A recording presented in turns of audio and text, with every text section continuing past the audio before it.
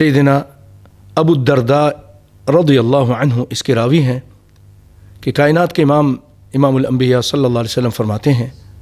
من صلی علی حین یصبح وحین یمسی 10 ادرکتہ شفاعتی یوم القیامہ، جس نے صبح اور شام 10 مرتبہ مجھ پر درود بھیجا، مجھ پر یعنی درود پڑھا اس نے، تو وہ میری شفاعت اس کو ملے گی، وہ میری شفاعت واجب ہو جائے گی قیامت کے دن۔ تو اس کو امام طبرانی نے روایت کیا ہے ابو الدرداء سے، لیکن شیخ البانی رحمہ اللہ تعالی السلسلہ الضعیفہ میں اس کو ذکر کر کے کہتے ہیں کہ یہ ضعیف روایت ہے۔ جب اسی روایت سے متعلق شیخ عبدالعزیز بن باز رحمہ اللہ تعالی سے پوچھا گیا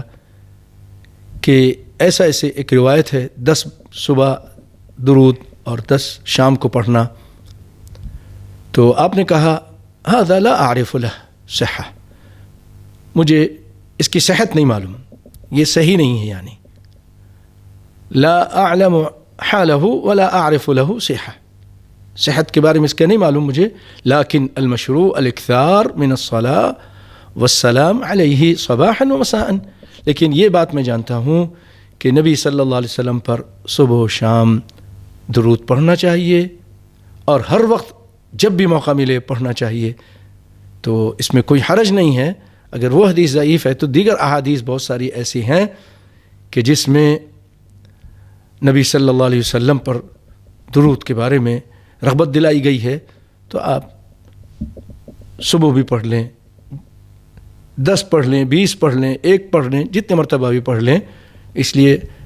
بہت سارے اذکار کی کتابوں میں اور جو کارڈ بنائے ہوئے ہیں اس میں آخر میں نبی صلی اللہ علیہ وسلم پر درود و سلام کا ذکر ہے، تو اگر کوئی پڑھ لیتا ہے